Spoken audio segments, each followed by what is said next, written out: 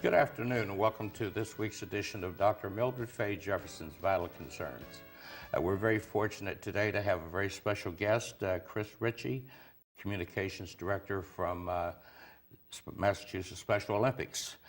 Before we get into the interview, though, I would like to read the mission statement of Mass Citizens for Life.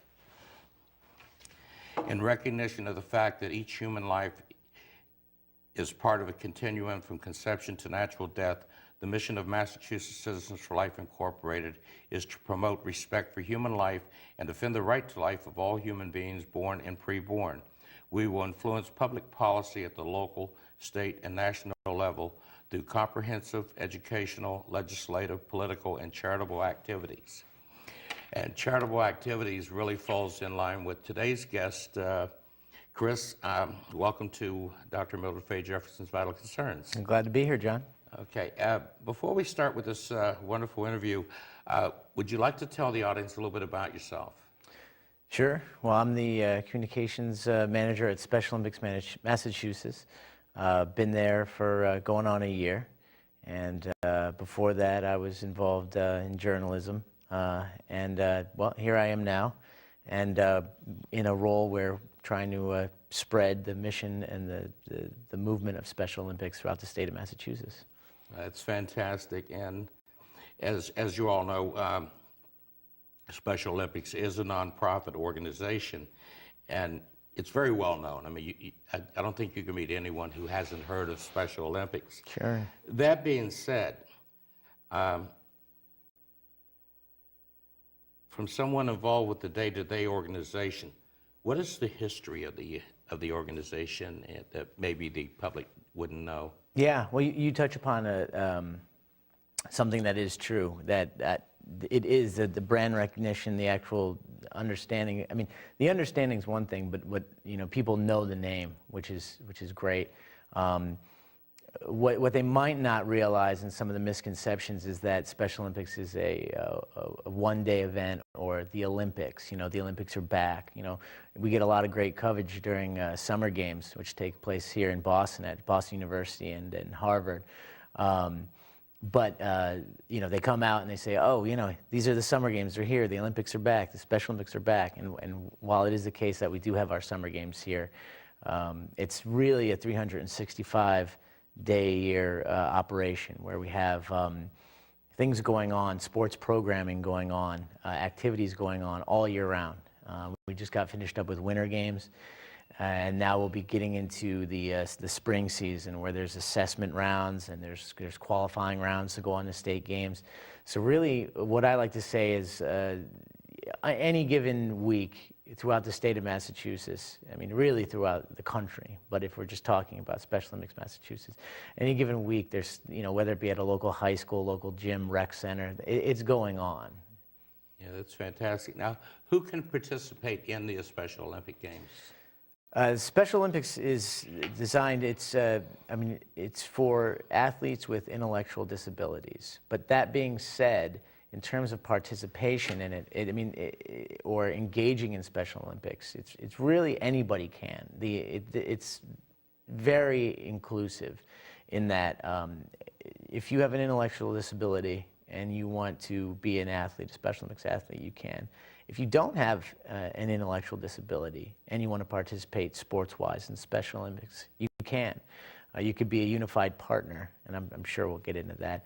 Yeah. In terms of people who want to volunteer, people who want to coach, I mean, it's really just open to everyone. Another misconception we have is that people think Special Olympics and they say, oh, it's great for the kids, it's great for kids, and it is. That's not saying it isn't. But with our Young Athletes program, you can be 2.5 years old to around the time of around 7 or 8 when you can transition into competitive sports. Our oldest athlete in the state of Massachusetts, and quite possibly in the world, just turned 101. March 1st, he turned, lived so long. March 1st, he turned 101. He's still actually, as of this past year, been doing some bowling and bocce. So it really is. I mean, people say it's when you talk about sports engagement, when you talk about healthy, active lifestyle, are the athletes of Special Olympics. They don't turn a certain age and say like, okay, I'm done playing. Where I think of my own sports career, and after high school, I was like, well, that was nice. That was it. I mean, I wasn't that athletic to begin with, but it's great that we have athletes that are key, but they're constantly trying to improve.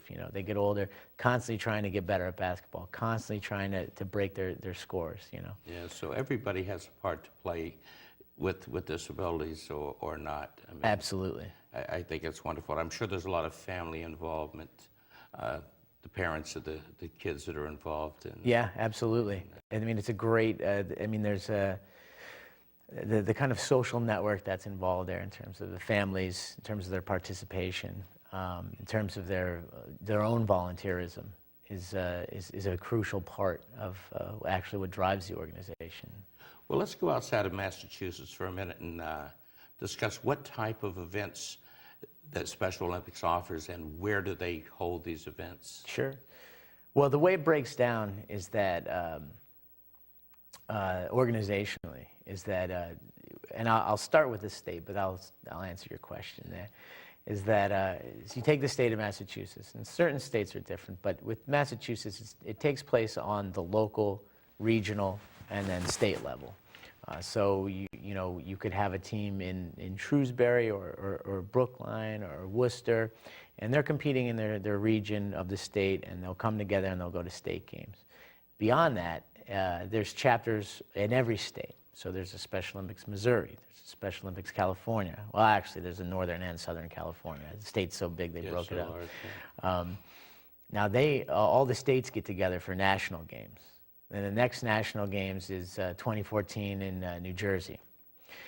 So the North America will get together for national games. And beyond that, which we just had the Winter Games for, is the worldwide international games. And that was held? That was held in Pyeongchang, South Korea. Massachusetts sent a delegation of 5 athletes, and they all medaled. We got bronze, silver, and gold over there on the slopes in speed skating, and they left Logan. They went to California from there, and then a pretty long flight out to Seoul, South Korea, and then on to the region of Pyeongchang. So what happens, if you can think of the one thing that is in common with the Olympics, is that so it'll flip-flop. The next will be the International Summer Games. And I believe the International Summer Games is 2016 in Los Angeles. So that's how that breaks down. It's a worldwide movement. So unlike our kids going to Seoul, Korea, the Koreans in 2016 will be coming to California. Yep, absolutely. Yep. And what a great opportunity for them to experience different cultures and different lives. And we've sent. There's certain athletes. I'm jealous because we've sent them all across the world. We sent them to Athens, Greece. We sent them to South Africa. They got their passports stamped up pretty well. So that's fantastic. Now, approximately how many Special Olympians do we have here in Massachusetts? In Massachusetts, as of last count, we have a little over 10,000 athletes. And that we also, if you count partners, the partners with Unified Sports, it would be a little under 13,000 athletes and partners. Well, you mentioned partners in sports. Why don't we elaborate and tell the audience what that really is? Because it's kind of a term that really doesn't describe much, but I'm sure it's very important. Yeah, absolutely. I know. Trust me. Like when I first came to the organization, you hear all these terms, all these things, especially all the different abbreviations for things. But unified sports and unified partners is something that is actually it's worldwide. And the claim to fame, obviously, that we have is that it actually started and was developed in Massachusetts. And now, they're doing unified sports everywhere. They're doing unified sports in Europe, in Asia, in Africa. And what it is the underpinning of unified sports is you get a team, say a basketball team. And you take half the team has intellectual disabilities and half the team does not. And you put them together and they compete against other unified teams. And the idea there is is that you include people and you bring people together who would normally not be competing together, which is something obviously we are breaking down even now. But traditionally who wouldn't be together competing, you bring them together, they find out they have way more in common than they do apart. I'm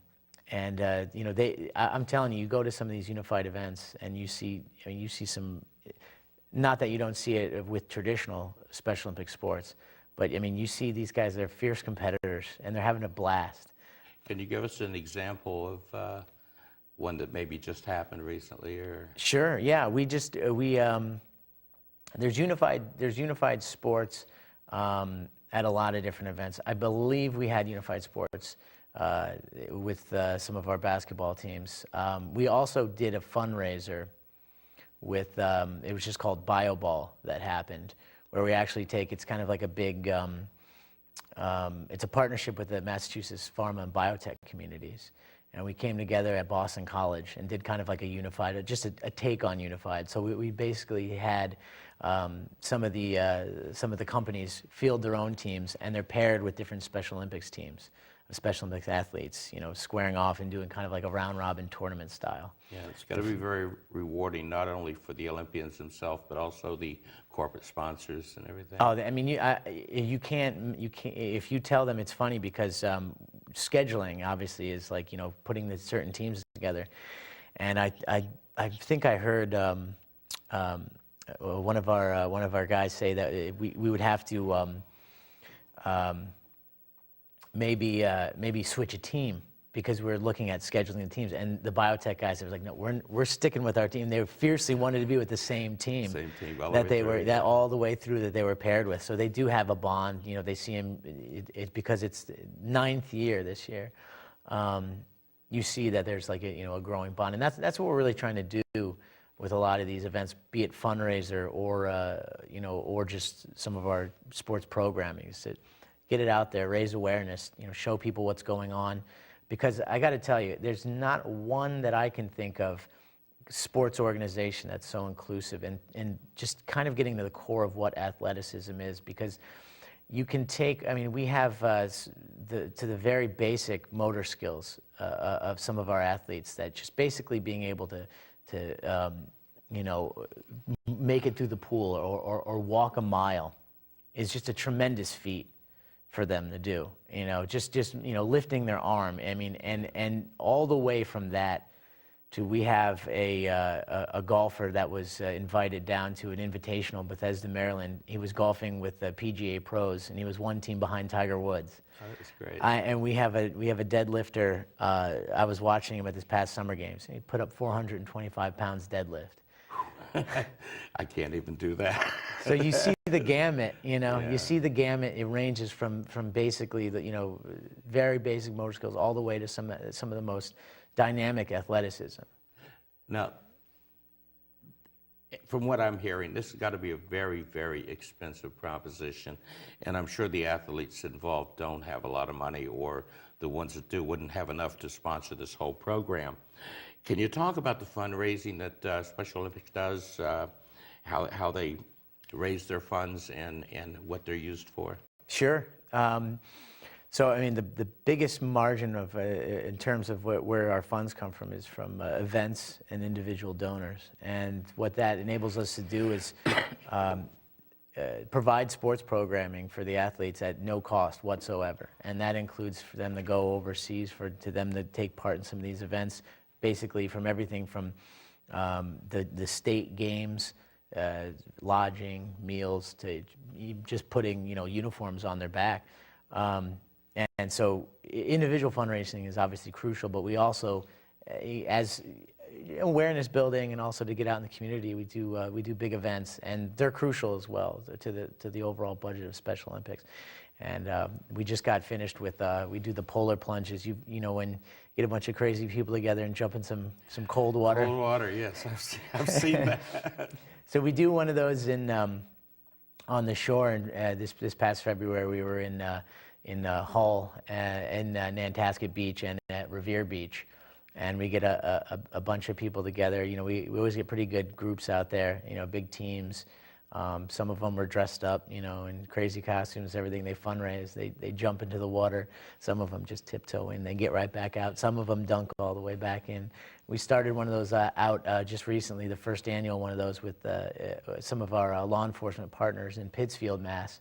So now we kind of have that out in the west. And for that one, they actually cut a hole in a lake, you know. It was almost more dramatic because, you know, you queue them up, and then they got to jump into the water. So that's one of the fundraisers we do. One of the things we got going on, you know, we'll have different road races in Boston. Here we do the Jolly Jaunt. We'll have different 5K road races and such like that. And we have another thing in the summer, after summer games in July. We do Over the Edge, where we're at the Hyatt Regency in downtown Boston, and people fundraise and they get to rappel off the 22-story from the Hyatt Regency, and it's pretty wild. I mean, I was up there on the roof watching them do it, and once you get going, it's not that bad. But when you have to take kind of a leap of faith, and you're tied into, you know, the ropes and everything, and it's wild. It's a great time, and we got firefighters who actually do their training, and they help us out. They help out with the rigging and everything, and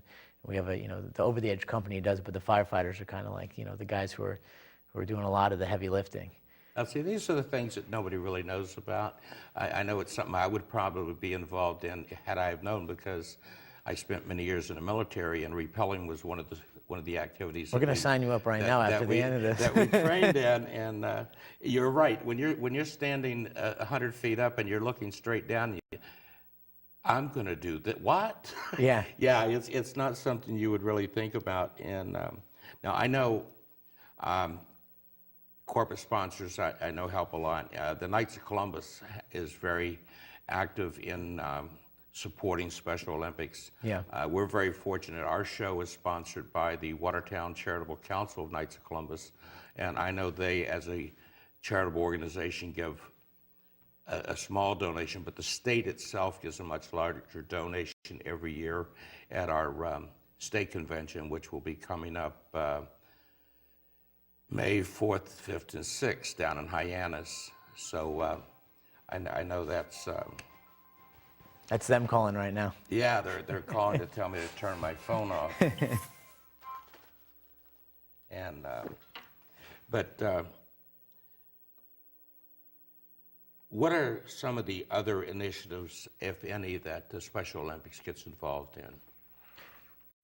Yeah, well, you know, interestingly enough, you think about lifelong sports, and you think about staying active and a healthy lifestyle, and you know, among any age. And while that in itself is a health initiative, what Special Olympics has introduced a couple of years back, and is growing, continue to grow, is the Healthy Athletes Initiative. And what Healthy Athletes is the idea is that we have some of these games, whether they're like the big national games or whether the state games in the greater Worcester area or in Boston. And, you know, you get so many people together, you get thousands of athletes and their families together, and you have a lot of people. You have all the athletes there. Individuals with intellectual disabilities are among the most underserved of demographics in terms of healthcare. So the idea came about to have mass screenings, have big screenings, you know, eye checkups, podiatry, you know, foot examinations, hearing checkups, things like that, along that nature, along those lines. And by doing so, you're able to serve a lot of people. You know, you have healthcare professionals volunteering, donating their time. And it really is a way in which you can check feet, check hearing, check eyes, you know, dental examination, stuff like that. So it's basically a way to get a checkup, and it's helping some of the most underserved and helping a lot of them at one time. So it really is an initiative that kind of falls in line. You know, sports will always be at the core in terms of what we do in our initiatives. But you take that, you step away from that, and you also look at health, you know, in general, and the health of the athletes we serve, and expanding on that health initiative in terms of just not being active, a healthy lifestyle, just beyond the track or beyond the swimming pool, and if we can do that and that grows, I know a lot of people within the movement. I think that there's a lot of growth potential there. That's fantastic. And that brings to the point why I had you on the show today. As everyone knows, this is a pro-life show, and quality of life during your developing years is just as important as quality of birth or quality of death. And I think what Special Olympics does goes above and beyond what the average person would ever think about becoming involved in. And that being said, if our audience out there would like to get involved with Special Olympics, participate in some of these events, how would they go about doing that? Sure. Well, we actually just got a brand new website. It's the same address. It's www.specialolympicsma.org. And you can go there, and we have ways you'll see you can get involved as a coach, as an athlete, as a volunteer. You just poke around if you're just interested in learning any kind of new information. You can see our upcoming events. But to get to that, to bring up that issue you were talking about before and expand on a little bit, and this is a little bit before my time, but it's still not that far away, where you had you really weren't giving people opportunities, those with intellectual disabilities. We as society, a lot of them, you hear horror stories of what was happening in the past, ways in which, the stories of the institutions and everything like that, and taking a group of people and saying, well, okay, here's society, and here we're going to put you people here. I think at the end of the day, the inclusivity, where we've come from that point, where we're bringing people in, no matter what you perceive their disability to be, and including them in the classroom, including them in the on the playing field, including them in what you're doing.